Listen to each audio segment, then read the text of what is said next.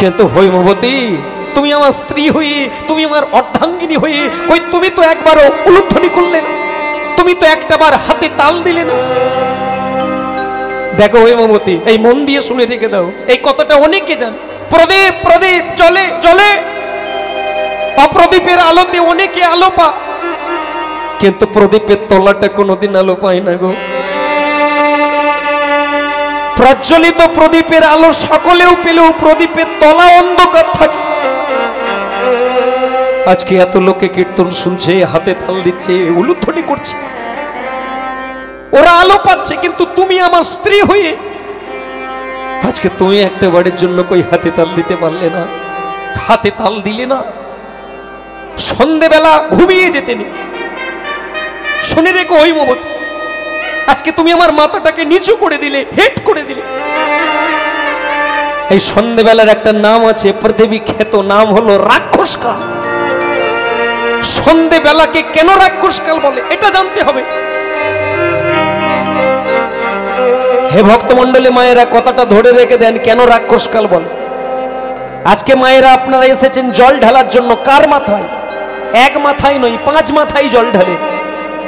কেন 5 মাথায় ঢালেন? ওনার নাম পঞ্চানন বলে। ভোলানাথের একটি নাম হচ্ছে পঞ্চানন। আর ওই ভোলানাথ এই সন্ধেবেলায় করেটা কি? ষাঁড়ের পিঠে ভূত প্রেত নিয়ে পাড়ায় পাড়ায় ঘুরে, গ্রামে গ্রামে ঘুরে, কিসের জন্য? শুনে রেখে দাও হৈমবতী, তোমার কাজে লাগবে গো। ভূত প্রেত বৃত্তি প্রদান করে কাকে জানো? দুটো কথা, ভজন আর ভোজন। ভোজন মানে খাওয়া, ভজন মানে জপ করা, নাম করা। যারা সন্ধেবেলায় রাতের খাবার খেয়ে ঘুমিয়ে পড়ে তাদেরকে যোগীবর বলে। তোমাদের আমি এই অভিশাপ দিলাম, ভূত প্রেত বৃত্তি প্রদান করলাম।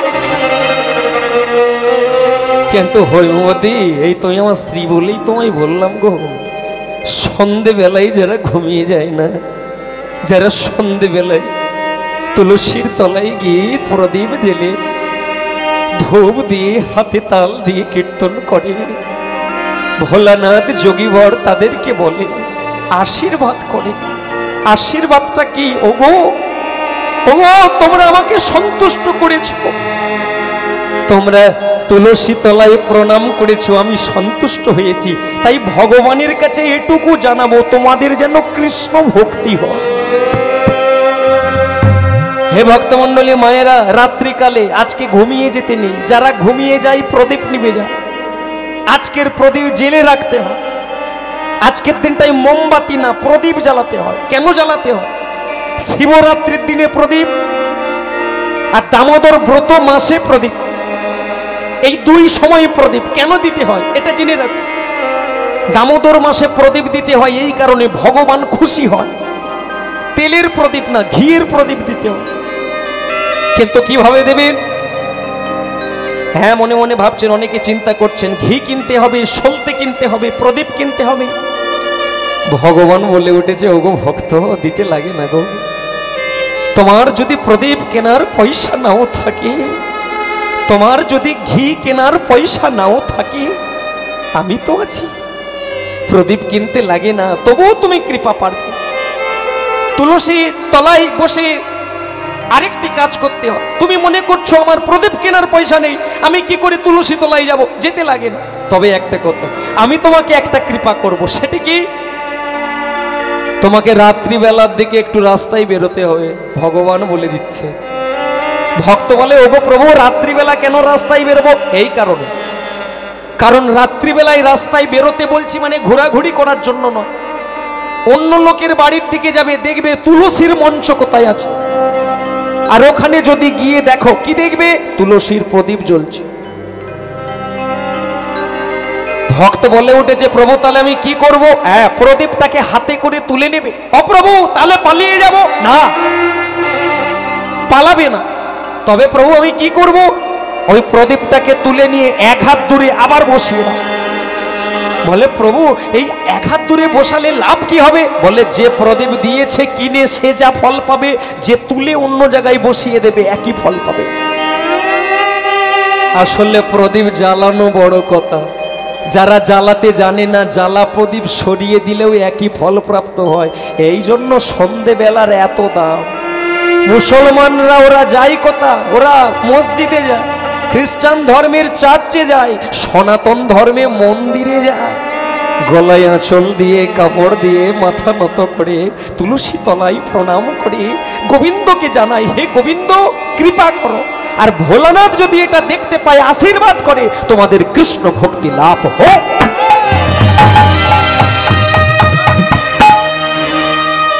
বৃন্দাবন বিহারী লাল কি। তাহলে হৈমবতী, এতগুলো কথা কেন শোনালাম? আসলে তুমি কীর্তনে হাতে তাল দাও না বলে। ওগো, একটু হাতে তাল তো দিতে পারতে। দাঁড়াও স্বামী, দাঁড়াও। অনেকক্ষণ দিয়ে তুমি অনেকগুলো কথা আমাকে শুনিয়েছ, আমাকে তুমি তিরস্কার করেছ, আমাকে তুমি বকাবকি করেছো, কিন্তু একবারও তুমি জিজ্ঞাসা করলে না যে আমার কি কিছু কথা বলার আছে কিনা। হৈমবতী, বলো তুমি কি বলতে চাও? বলবো স্বামী, বলবো। যদি অনুমতি পাই আজকে আমি বলতে চাই। বলো, অনুমতি দেবে আমায়? দীনদাস বলে উঠেছে, দীনদাস বলে উঠেছে, হৈমবতী আজকে আমি তোমায় অনুমতি দিলাম, বলো তুমি কি বলতে চাও। স্বামী, তাহলে আজকে তোমার চরণে প্রণাম নিবেদন করে তাহলে আমার জীবনের কথাটা তোমায় বলি, কেন আমি হাতে তাল দিই না। বলো তুমি কেন হাতে তাল দাও না। বলবো, শোনো স্বামী। কেউ আমার মা বলে না, কেঁদে কেঁদে মরি, কেন কেউ আমার মা বলে না, কেঁদে কেঁদে মরি। কথাটার মানেটা উদ্ধার করতে পারলেন গো মা? কেউ আমাকে মা বলে না, কেঁদে কেঁদে মরে। স্বামী, কেউ আমার মা বলে না, আমি কেঁদে কেঁদে মরি। কেন কেউ আমার মা বলে না, কেঁদে কেঁদে মরি। সারাটি জনম নয়নে জলে। স্বামী, একবার দেখেছো কি যে মেয়েরা হাতে তাল দিচ্ছে, ওই মায়েদের কোলটাকে একবার দেখেছো? যে মা হাতে তাল দিচ্ছে তার কোলে তার ছেলে বসে আছে। মা হাতে তাল দেয়, ছেলেটাও তালি দেয়। মা উলুধ্বনি করে, সেই মায়ের কোলে বসে থাকা মেয়েটা উলুধ্বনি করে। কিন্তু একটা বার আমার দিকে তাকিয়ে দেখো, আমার দিকে তাকিয়ে দেখো, আমার কেউ নেই। আমার না আছে ছেলে, আমার না আছে মেয়ে, আমার কেউ নেই। কেউ আমার মা বলে না, কেঁদে কেঁদে মরি। কেন কেউ আমার মা বলে না, কেঁদে কেঁদে মরি। সারাটি জনম নয়ন জলে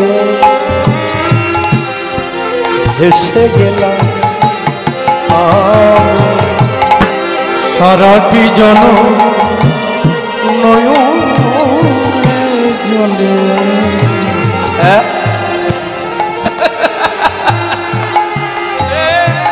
বন্ধ করো, বন্ধ করো, বন্ধ করো। হৈমবতী, হৈমবতী, তুমি একটা গান গাইলে, একটা কথা বল। ছি ছি ছি ছি ছি ছি ছি, মানে আমি কি বলবো, আমার তো লজ্জায় মাথা হিট হয়ে যাচ্ছে। এই ছেলের জন্য তুমি এমন করে কীর্তন করছো না রে হৈমবতী? ছেলে পাও না বলে তুমি হাতে তাল দাও না, উলুধ্বনি করো না। ছি ছি ছি ছি। দেখো হৈমবতী, ছেলে কেন চায় এইটা তোমার কথা, তাই তো? শুনে রেখে দাও। পুত্র, কেন পুত্র? আসলে পুত নামক নরক থেকে উদ্ধার করে বলে ছেলেকে পুত্র বলা হয়। হ্যাঁ, আজও অনেকে বলে। কেন কেন বলে? না, পুত নামক নরক থেকে ছেলে উদ্ধার করে। তুমি কি ভেবেছো তোমার ছেলে জন্ম দিলেই উদ্ধার হয়ে যাবে? তোমার ছেলে মানে ছেলে জন্ম দিলেই কি বাবা মা উদ্ধার হয়ে যায় গো? হতে পারে, হতে পারে না। এমনও ছেলে জন্ম দেয়, ছেলের জন্য বাবা জেলে যায়। আবার অনেকের বাবা মা মানে অনেকের ছেলে নেই, ছেলে নেই, ছেলে থেকেও স্বর্গে যেতে পারে না, ছেলে থেকেও নরকে যায়। আবার অনেকের ছেলে মেয়ে না থেকেও ভগবান রথ পাঠিয়ে দেয়, কোলে করে নিয়ে যাবে। তাই ছেলে লাগে না গো, ছেলে না। যদি যদি তুমি কর্মটা ঠিক মতো করতে পারো তবেই তো হবে, তবেই হবে। সক্রেটিস একদিন আয়নার দিকে তাকিয়েছিল, আয়না, সক্রেটিস আয়নার দিকে তাকিয়ে আছে, দেখতে খারাপ তো, বারবার শুধু মুখ দেখছে, এদিক ওদিক দেখছে। তার শিষ্য এসে বলছে, দূর থেকে দাঁড়িয়ে দাঁড়িয়ে একটু হাসছে, হাসছে। সক্রেটিস আয়না দিয়ে দেখতে পেল পিছন দিক থেকে শিষ্য হাসছে। পিছন ঘুরে বলে উঠেছে, কিরে তুই হাসছিস কেন? কিছু বলবি? কিছু বলবি? বল, তুই হাসছিস কেন? সে কিছু বলছে না, চুপ করে আছে। যদি বলতে যাই গুরুদেব যদি রেগে যায়। সক্রেটিস বলে, দাঁড়া, তুই কেন হাসছিস আমি বলে দেব। আসলে আমি দেখতে খারাপ তো, মুখটা কুশ্রিত, ওই আয়নার দিকে বারবার তাকিয়ে আছি বলে তুই এমন করে হাসছিস। কিরে, তাই না? বলে, গুরুদেব আপনি জানলেন কি করে? হ্যাঁ, ওরে ওরে আয়নার দিকে তাকিয়ে আছি কেন জানিস? রূপের জন্য নয়। আমি জানি আমার মুখটা দেখতে খারাপ, কিন্তু এমন কর্ম করতে হবে ওই মুখটাকে ঢেকে দিতে হবে। অনেকে সুন্দরী আছে, সুন্দর আছে, 1 মাস 2 মাস তার তারিফ করবে, এমন একটা কর্ম করবে আপনার রূপ ডুবে যাবে। অনেক মানুষ পৃথিবীতে আজও সক্রেটিসকে চেনে, রূপের জন্য নয়, তার গুণের জন্য। এই জন্য কর্ম এমন করতে হবে আপনার রূপ ঢাকা পড়ে যাবে। কর্ম এমন করতে হবে আপনার রূপের কথা মানুষ মনে রাখবে না, আপনার কর্মের কথা মনে করবে। তাই তোমার কর্মটা কি করা কর্তব্য? শ্রদ্ধা। শ্রদ্ধা মানে কি? প্রণাম। প্রণাম মানে কি? নাম। নাম মানে কি? ওয়ে রে হই ভগবতী, দাঁড়াও স্বামী, তুমি চিৎকার চেঁচামেচি করছো, তাই তো? আমি ভুল বলেছি, ভুল বলেছি। আচ্ছা স্বামী, ও স্বামী, তুমিও তো ছেলে, তোমার তো মা আছে, তোমার মা তোমাকে পেয়ে খুশি নয়? হ্যাঁ, এ চালা গেছে গো, চালা গেছে। ভেবেছিলাম হৈমবতী একদম বোকা, না, এ চালা গেছে। হৈমবতী, তুমি বলতে চাচ্ছ আমাকে পেয়ে আমার মা খুশি কিনা? আরে আমার মতো ছেলে কোটিতে গুটি মেলে, তুমি আমার মতো ছেলে চাইবে কেন হৈমবতী? আজকে আমি তোমাকে কথা দিলাম, ছেলে যদি চাইতে হয় তাকে চাও। তাকে, কাকে? আজকে আমি তোমাকে বলে রাখলাম, হাতে তাল দিয়ে যদি কাই মনো বাক্য দিয়ে গোবিন্দ ভজন করতে পারো, আমি কথা দিলাম বৃন্দাবন থেকে কৃষ্ণ গোপাল ছেলে হয়ে তোমার ঘরে আসবে। স্বামী, ও স্বামী, তোমার পা দুটো একবার দাও না গো। ছাপাং করে পায়ে পড়ে গিয়ে প্রণাম করছো। কি হলো, তুমি পায়ে পড়লে কেন? স্বামী, স্বামী, যে মানুষটা অন্ধকারে রাস্তা হাঁটে, যদি কেউ টর্চ লাইট হাতে ধরিয়ে দেয় তাকে একটা প্রণাম করা উচিত। কেন, আমি তোমার কি করলাম?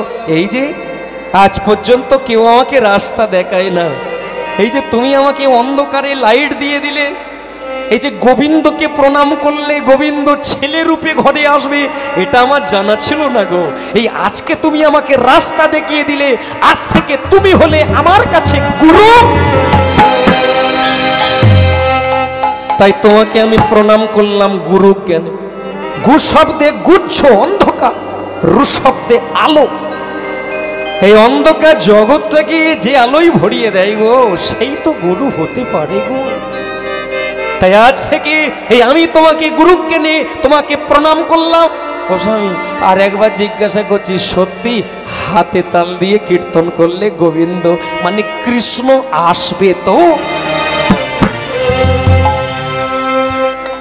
দীনদাস বলে উঠেছে, কথা দিলাম যদি তুমি গাওয়ার মতো গাইতে পারো, বৃন্দাবন থেকে কৃষ্ণ ছেলে রূপে তোমার কোলে আসবে আসবে। ভক্তমণ্ডলী মায়েরা, তো যদি আপনারাও কৃষ্ণ গোপালকে আজকের রজনীতে পেতে চান, চালু করে দেন হাতে তাল আর নাম। গোবিন্দ ছেলে রূপে, যার ঘরে ছেলে আছে তার মধ্যে প্রবেশ করতে, যার নেই ছেলে রূপে আসবে কোলে আলো করে। তাকিয়ে থাকুন আর হাতে তাল দিয়ে গাইতে থাকুন। হৈমবতী চালু করে দিলেন কীর্তনটা, গাইছে হরিনাম। ভজ হরে মন শ্রীনন্দের নন্দন, অভয় চরণা বেন্দ। ভজ হরে মন শ্রীনন্দের নন্দন, অভয় চরণর বেন্দ। দুর্লা ভবানব জনম শত সঙ্গে, হর দুর্লভ জনম সত সঙ্গে, তরাইতে ভব সিন্ধুরে, তরহ তে ভব সিন্ধু। ভজ হরে শ্রীনন্দের নন্দন, অভয় চরণার বেন্দ। ভজ হরে শ্রীনন্দের নন্দন, অভয় চরণার বেন্দ। শ্বেতয়া তপ বাত বরিশন, ये दिन यामिनी जागी रे। শ্রীতয়া পথ পরিখন, এ দিন যামিনী জাগে রে। আহা বিফলে সে বিনু কৃপন দুর্জন, সকল সুখ লভ লাগি রে, চপল সুখ লভ লাগি। ভজ হরে হরি নন্দের নন্দন,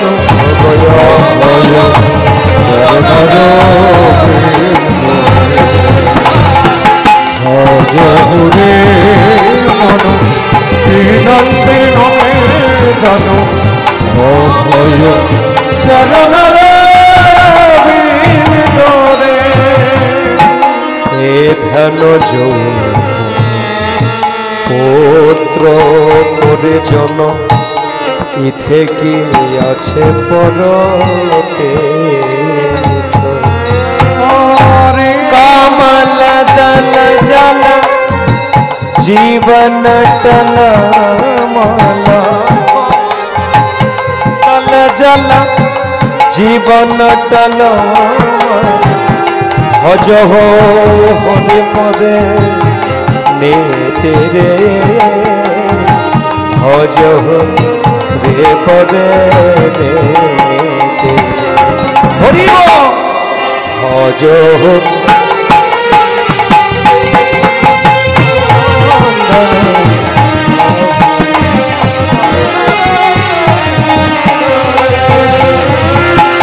শ্রবণ কীর্তন শরণ বন্দন, পাদ সেবন দাসরে।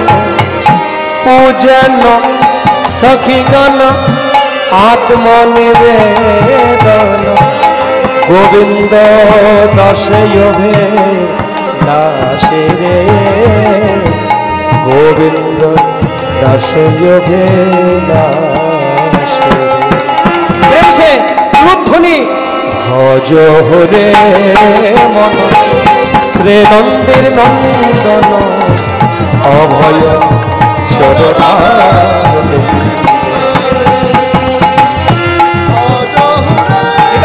গৌর হরি বল হরি বল হরি বল নন্দন অভয় অভয় চরণারে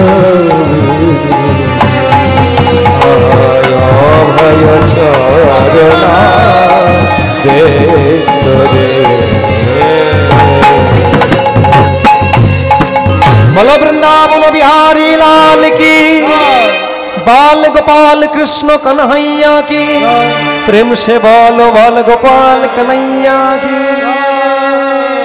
भक्त मंडली मायरा हाथे ताल दिए कीर्तन करेছে কিন্তু কীর্তন করার পরে হাত লাল হয়ে গেছে স্বামীর দিকে তাকিয়ে তাকিয়ে বলে স্বামী স্বামী এই দেখো এই তো আমি হাতে তাল দিলাম এই তো আমি কীর্তন করলাম দেখো দেখো হাত লাল হয়ে গেছে কই কৃষ্ণ এলো না তো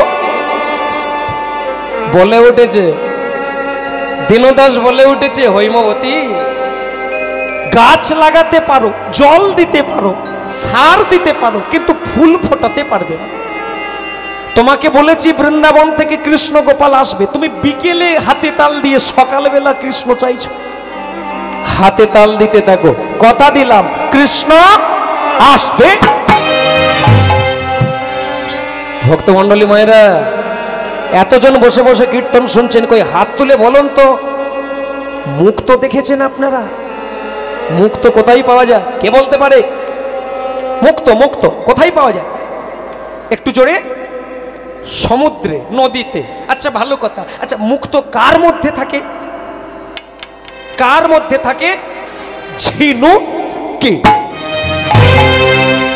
এই ঝিনুকের মধ্যে মুক্ত দেখতে পাওয়া যায় আচ্ছা তাহলে কি সব ঝিনুকে মুক্ত থাকে হতে পারে না আপনি পুকুরে নেমে যাবেন এক বস্তা তুলে আনবেন ঝিনুক খুলে খুলে দেখবেন হয়তো একটাও নাও পেতে পারে তাহলে মুক্ত কখন পাওয়া যায় মুক্তটা কখন পাওয়া যায় মুক্তটা তখন পাওয়া যায় কখন 27টি নক্ষত্র আছে अश्विनी भरणी कृत्तिका रोहिणी मृगशिरा आद्रा पुनर्वसु पुष्या अश्लेषा मघा चित्रा साती এই যে শেষটা বললাম এরপরে আরো আছে এই সাতি নক্ষত্র যেদিন আকাশে দেখতে পাওয়া যাবে সেই দিন যদি বৃষ্টি হয় ওই বৃষ্টির জল পড়বে মাটিতে আর জলে পড়ার আগে ঝিনুক হাঁ করে থাকে ওই হাঁ করে থাকলে যদি কপাল ভালো থাকে টপ করে এক ফোঁটা পড়বে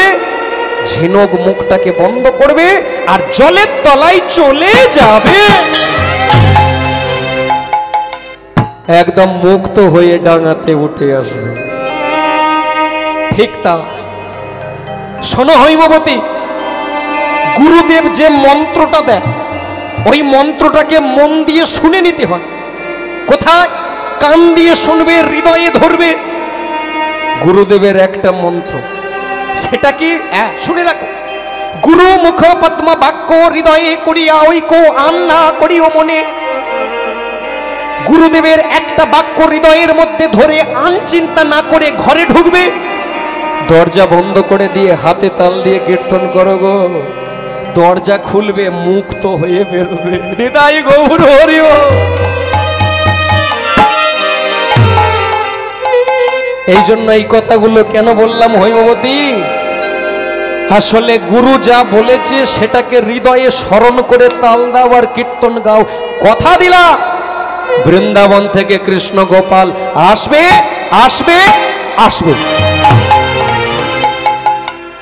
ভক্তমণ্ডলী মায়েরা স্বামীর চরণে আবার একবার প্রণাম দিয়ে স্বামীকে বলে উঠেছে স্বামী কৃষ্ণ গোপাল তো আসবে কৃষ্ণ আসবে কিন্তু কি নামে ডাকলে তাকে আসবে কিভাবে বললে তাকে আসবে কেমন করে তাকে ডাকলে তবে আসবে শুনতে চান আপনারা ও মায়েরা রাত্রি জাগরণ করে বসে আছেন আপনারা এতজন শ্রোতা শুনতে চান আপনারা কৃষ্ণকে কি বলে ডাকলে আসে, কি নামে ডাকলে আসে?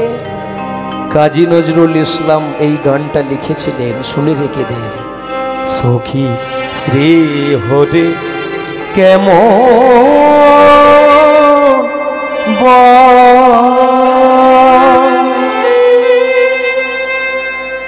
নাম শুনে যা এত প্রেম জাগে, চোখে আনে এত জল। সখী শ্রী হরে কেমন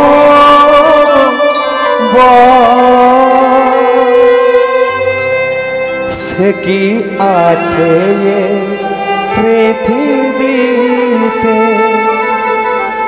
গহিরা ধানা বাঁশরীতে,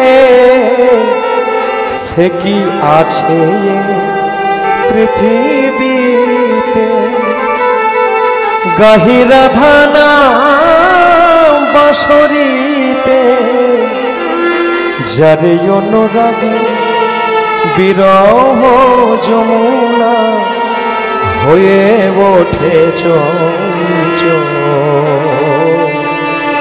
সখী শ্রী হরে কেমন ও মায়েরা, তারে কি নামে ডাকিলে আসে, কোন রূপে কোন গুণ পাইলে সে রাধা সম ভালোবাসে, কি নামে ডাকলে আসে? আচ্ছা মা, এই যে বাবা আজকে যারা বসে আছেন কীর্তন শুনছেন, আপনাকে বলছি একবার বলুন তো বৃন্দাবন বিহারী লাল কি। আচ্ছা বাবা, আপনি একটা পুরুষ, আপনার স্ত্রী, আপনি ঘরে গেলে ওই স্ত্রী আপনাকে কি বলে ডাকে? মানে স্ত্রীর সঙ্গে যে সম্পর্ক পুরুষের, ওটা কি সম্পর্ক? জোরে বলুন। স্বামী স্ত্রী, বা ভালো কথা। তাহলে আপনি হলেন পুরুষ, এই একটা পুরুষ স্ত্রীর কাছে হলো স্বামী। আপনার বোনের কাছে আপনি কে? দাদা। আর আপনার মেয়ের কাছে আপনি কে? বাবা। একটা পুরুষ বিভিন্ন জনের কাছে বিভিন্ন জন, বিভিন্ন নাম। তা বলে আপনি কি আলাদা হয়ে গেলেন? না, ঠিক তা। জল জল আমরা যেটা পান করি বাঙালিরা, হিন্দু সনাতন ধর্মীরা জল বলেছি, কিন্তু ইসলামবাসীরা ওরা কি বলে? ইসলাম ধর্মী ওরা পানি নামে চেনে। খ্রিস্টান ধর্মীরা কি নামে চেনে? ওয়াটার নামে চেনে। তাহলে তিনজনাই জল খাচ্ছি, জলের স্বাদ কি বদলে যায়? জল জল। তবে তুমি যদি বলো জলটাই আমার ঠিক, পানি ভুল, ওয়াটার ভুল, না, তুমি জানো না তাই বলছো। তাই যারা জানে তারা কোনোদিন ঈশ্বরকে নিয়ে দ্বন্দ্ব করে না। ধর্ম আলাদা হতে পারে, কিন্তু ঈশ্বর এক এক এক। হাঁড়ির ওপরে জল তুলে দিয়ে উনানের ওপরে বসিয়ে জলটাকে ফুটাতে থাকো। 3 লিটার জল দিয়েছে, 5 ঘন্টা ফুটিয়ে ফুটিয়ে কিছুক্ষণ পরে গিয়ে ওই ঢাকনাটা উল্টে দেখবেন জল বেড়ে যাবে না কমে যাবে? কমে যাবে। কেন?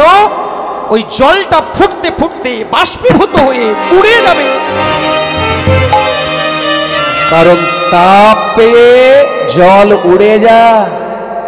কিন্তু ওই 3 লিটার জল যদি আপনি ফ্রিজের মধ্যে রাখেন, কয়েক ঘন্টা পরে আপনি দেখতে পাবেন ফ্রিজের ভেতরে জলটা বরফ হয়ে গেছে।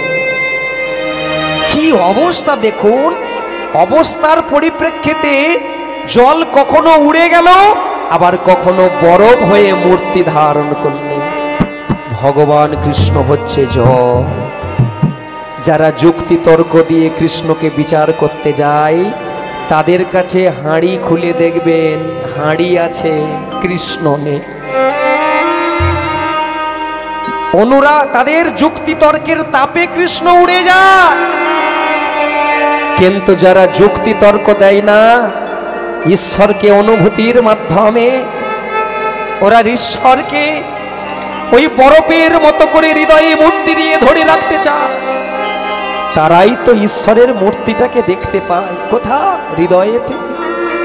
তাই ভক্তমণ্ডলী মায়েরা, এই জন্যই কাজী নজরুল ইসলাম বলছে, তারে কি নামে ডাকিলে আসে, কোন রূপে গুণ পাইলে সে রাধা সম ভালোবাসে।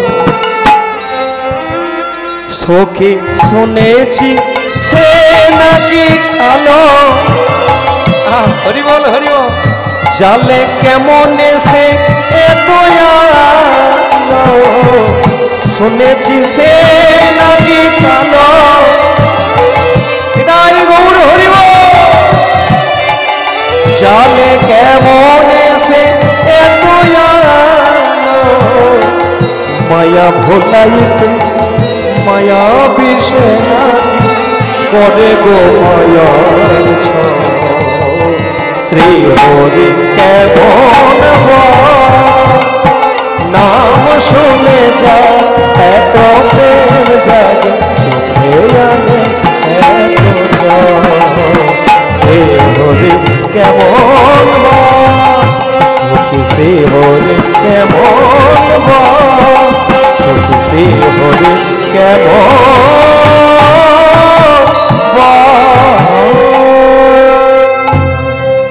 সবাই মিলে বলো বৃন্দাবন বিহারী লাল কি জয়।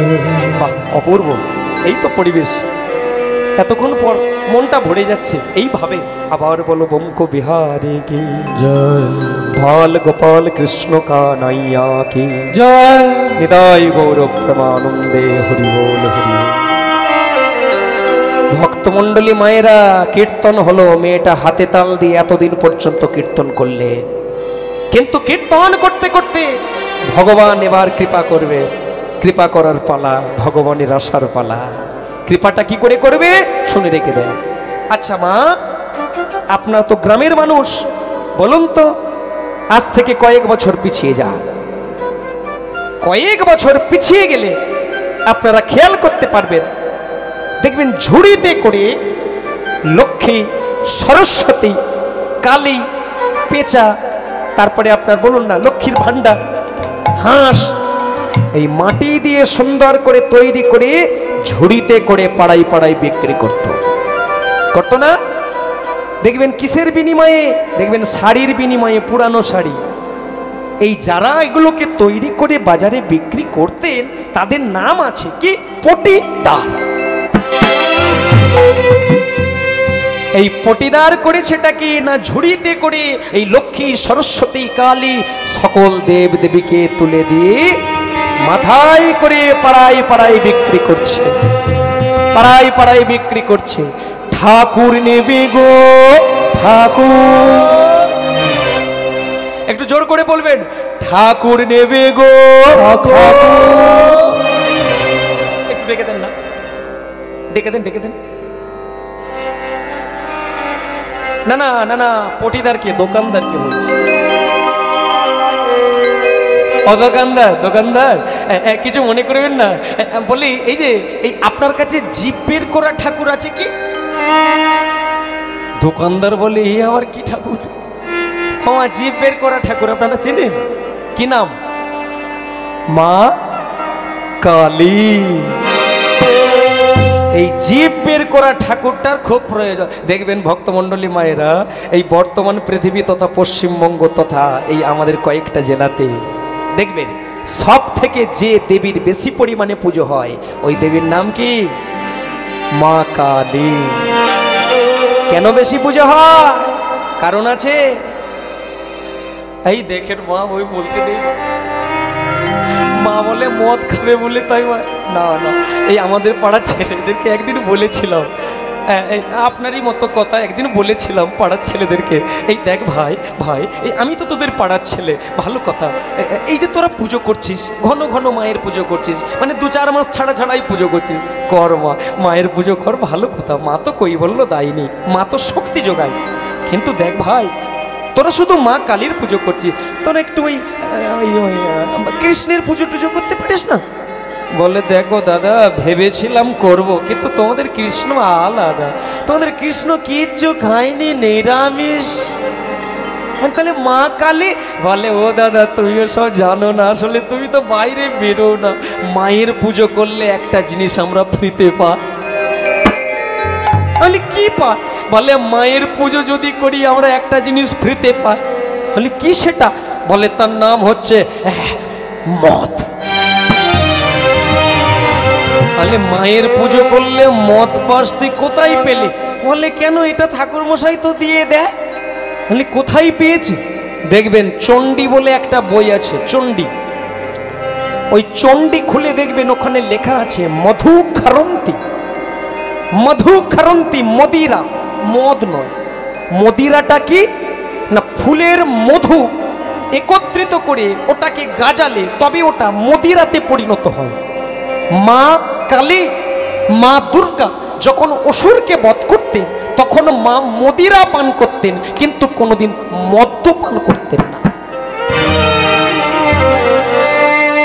তাহলে লোকে যে মায়ের পুজোয় দিচ্ছে, তাহলে দেখো ভাই দিচ্ছে বটে, একটু ভেবে দেখো তো, যারা দিচ্ছে ওরা নিজেরা খাবে বলে দেয়, মা খায়। মা হচ্ছেন কৈবল্যদায়িনী, মুক্তিদায়িনী, শ্রদ্ধাদায়িনী। মায়ের কাছে আপনি যাই চাইবেন, প্রণাম করে চাইবেন, মা ঠিক আপনাকে কৃপা করবে। এই জন্য মায়ের পুজো করতে হয়। আর মায়ের পুজো যারা করেন একটা নিয়ম আছে, সন্ধে বেলা তৈরি হবে, রাতের বেলা পুজো হবে, সূর্য ওঠার আগে মাকে বিসর্জন দিয়ে দিতে হবে। সূর্য ওঠার পরে যদি মা দেখে যে আমি দাঁড়িয়ে আছি, কাতান তাদের গায়ে মারবে যারা পুজো করছে। এই জন্য মায়ের কাছে কি বলতে হয়, চাইবেন চাইবেন কিছুটা এইরকম ভাবে মাকে বলতে হয়, মা ও মা, মাগো চাই না মাগো রাজা হতে, চাই না মাগো রাজা হতে, রাজা হবার না মাগো, দুবেলা যেন পাই মা খেতে, চাই না মাগো রাজা হতে। মাটির ঘরে বাঁশের খুঁটি মা, তাই পারি না খড় ছাইতে। মাটির ঘরে বাঁশের খুঁটি মা, তাই পারি না খড় ছাইতে। তোর মাটির ঘর, আমার মাটির ঘরে যে সোনার ঘর মা, মাটির ঘরে যে সোনার ঘর মা, কি হবে দালানেতে যদি দালান কোঠা, যদি দালান কোঠা রাখে সে মাগো, পারবো নায়ার মা বলেতে, চাই না মাগো রাজা হতে, চাই না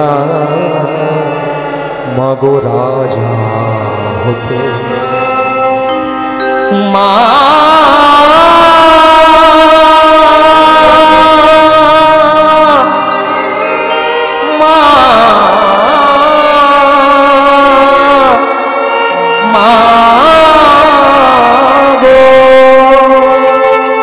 शरणागत वीरार्थ परित्राणा परायणे सर्वो शक्ति हरि देवी নারায়ণী নমস্তুতে, নারায়ণী নমস্তুতে, নারায়ণী নমস্তুতে। সবাই মিলে বলো জয় জয় মা কালী কি, জয় করুণাময়ী মা কালী মা কি, নিতাই গৌর প্রেমানন্দে, হরি বল হরি বল।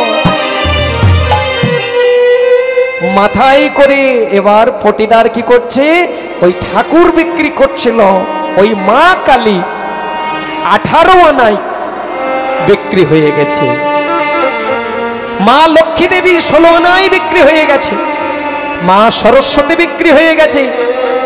সবাই পটিদারের মাথা থেকে নেমে গেছে, কিন্তু একজন আর পটিদারের মাথা থেকে নামছে না। কেসে দেখালে বুঝতে পারবেন, কিছুটা দেখতে এইরকম, বলুন তো, একদম বাল গোপাল কৃষ্ণ। লাড্ডু গোপাল আর মাথা থেকে নামছে না।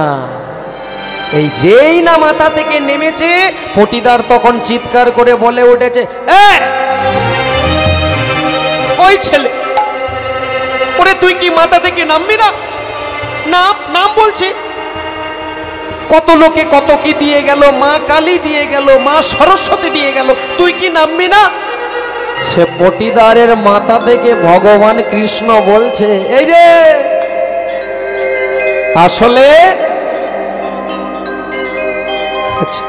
পটিদারের মাথার ওপর থেকে ভগবান শ্রীকৃষ্ণ বলে উঠেছে।